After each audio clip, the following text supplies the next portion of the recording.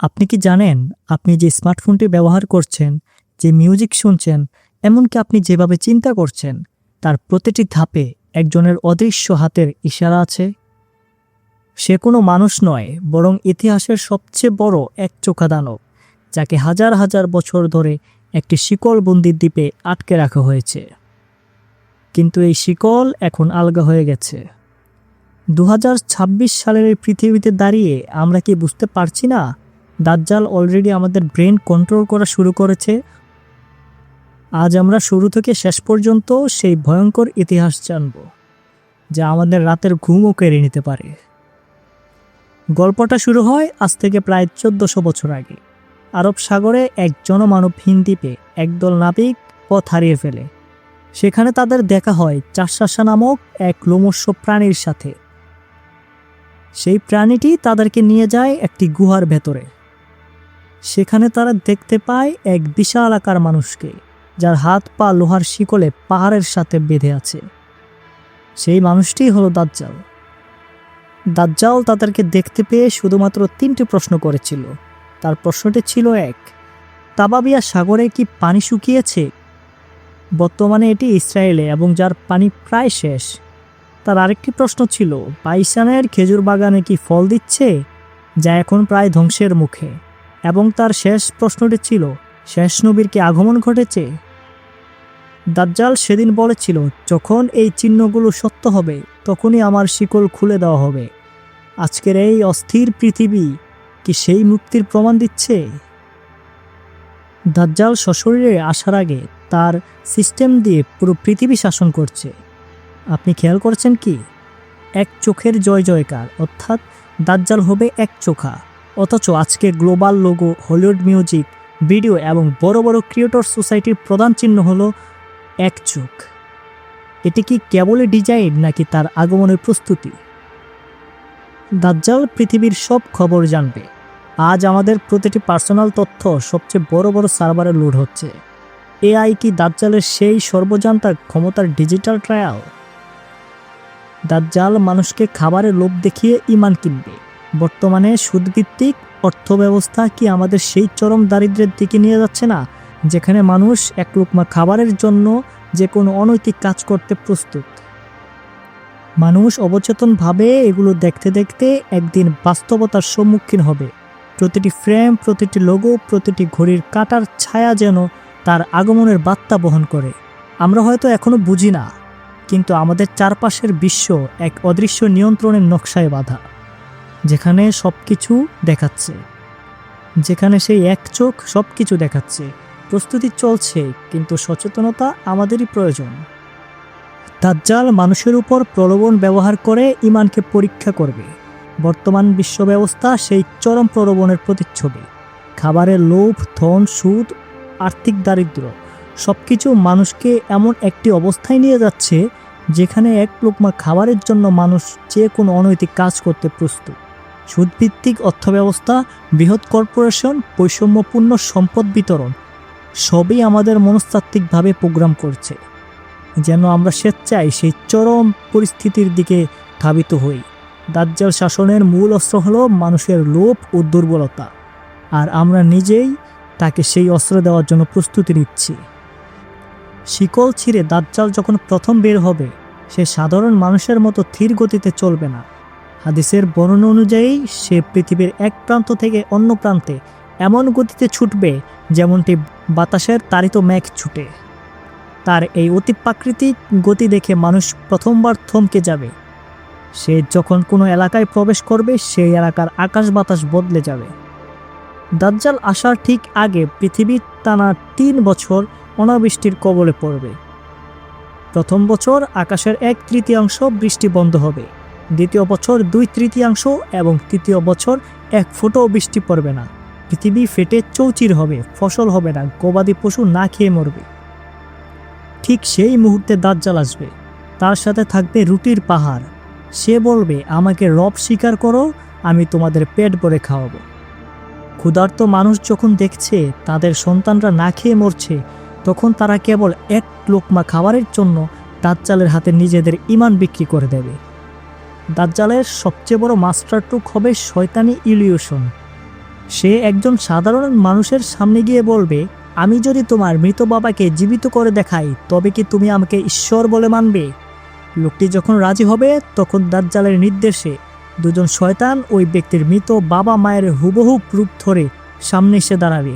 তারা বলবে, বাবা, একেই ঈশ্বর মানো, এই আমাদের জীবন দিয়েছে। কিন্তু সত্যটা হচ্ছে দাজ্জাল মৃতকে জীবিত করতে পারে না, কিন্তু শয়তানরা তার হয়ে অভিনয় করবে যাতে সাধারণ মানুষ বিভ্রান্ত হয়। দাজ্জাল তার সাথে বিশাল দুটি নহর বা নদী নিয়ে ঘুরবে। এটি দেখতে হবে টলটলে শীতল পানির আর সবুজ বাগান, অন্যটি হবে দাউ দাউ করা লেলিহান আগুন। এখানে নহর বা নদী হচ্ছে জান্নাতের প্রতীক, আর দাউ দাউ করা লেলিহান আগুন হচ্ছে জাহান্নামের প্রতীক।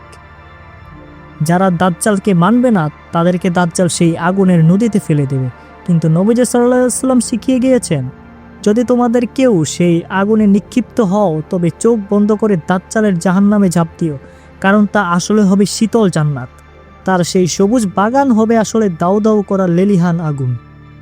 দাজ্জাল যখন কোনো মরুভূমি দিয়ে হেঁটে যাবে, সে মাটির নিচে লুকানো প্রাচীন সব ধন সম্পদকে ডাক দেবে। তখন সোনা ও রূপা মৌমাছির ঝাঁকের মতো তার পেছন পেছন ছুটতে থাকবে। সে আকাশকে নির্দেশ দিবে বৃষ্টি বর্ষণের জন্য, আর আকাশ থেকে সাথে সাথে বৃষ্টি পড়বে। মাটিকে বলবে ফসল দেওয়ার জন্য, আর মুহূর্তেই সেই মাটি সবুজ হয়ে উঠবে। তার এই ক্ষমতা দেখে বিজ্ঞান এবং যুক্তি নির্ভর আধুনিক মানুষও মাথা নত করতে বাধ্য হবে। হাদিসে একটি বিশেষ ঘটনার কথা আছে। একজন যুবক দাজ্জালের সামনে গিয়ে তাকে মিথ্যাবাদী বলবে। দাজ্জাল রাগে অন্ধ হয়ে তার তরবারি দিয়ে যুবকটিকে মাঝখান দিয়ে ছিঁড়ে দুভাগ করে ফেলবে। শরীরের দুই অংশ দুই দিকে ছিটকে পড়বে।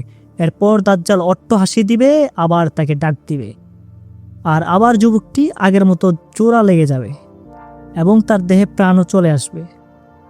তারপর দাজ্জাল তাকে প্রশ্ন করবে, এখন কি তুমি বিশ্বাস করো আমিই তোমার খোদা?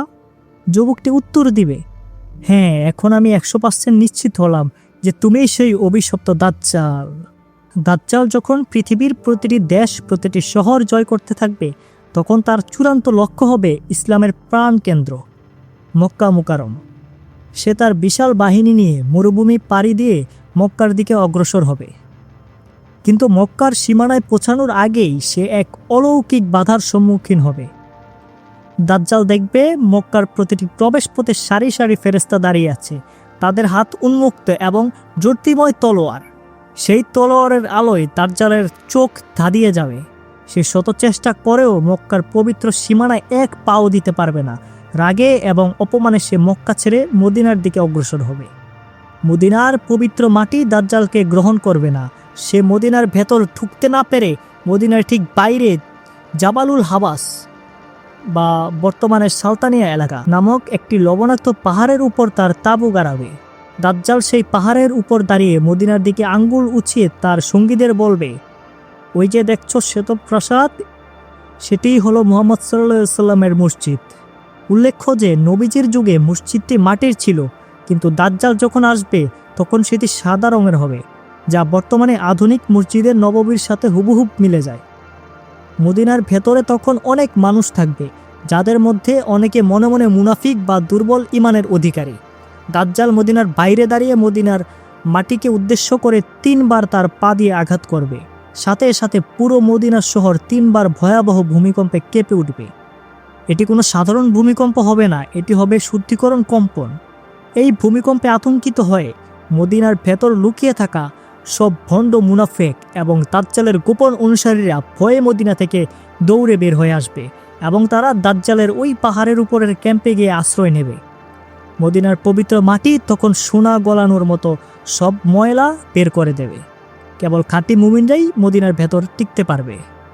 মক্কা ও মদিনায় ঢুকতে ব্যর্থ হয়ে দাজ্জাল ক্রোধে ফেটে পড়বে। সে তার বিশাল বাহিনী নিয়ে পুরো পৃথিবীকে তছনছ করতে করতে ফিলিস্তিন ও সিরিয়ার দিকে অগ্রসর হবে। তখন ইমানদার মানুষেরা সংখ্যায় খুব কমে যাবে এবং তারা আত্মরক্ষার জন্য সিরিয়ার দামেস্কের একটি পাহাড়ে বা মসজিদে আশ্রয় নেবে। দাজ্জাল সেই মসজিদটিকেও ঘেরাও করে ফেলবে। ভেতরে থাকা মুমিনদের কাছে কোনো খাবার থাকবে না, তারা কেবল তসবিহ পরে ক্ষুধা নিবারণের চেষ্টা করবে। বাইরে দাজ্জাল অট্ট হাসিতে ফেটে পড়বে, যেন এক নিশ্চিত মৃত্যুর অপেক্ষা। ঠিক যখন ফজরের বা আসরের নামাজের সময় হবে, মুমিনরা যুদ্ধের জন্য কাতারবন্দি হবে। তখনই আকাশ হঠাৎ করে উজ্জ্বল নূরে ভরে যাবে। দামেস্কের জামে মসজিদের পূর্ব দিকের সাদা মিনারের উপর দুজন ফেরেশতা দাঁড়িয়ে থাকবে এবং তাদের কাঁধে হাত রেখে নিচে নামবেন হযরত ঈসা আলাইহিসসালাম। তার গায়ে থাকবে হালকা হলুদ রঙের দুটি চাদর। তার চুল যেন মুক্তোর মতো পানির ফোঁটা ঝরবে। তাকে দেখা মাত্রই মুমিনদের মধ্যে আনন্দের জোয়ার বয়ে যাবে।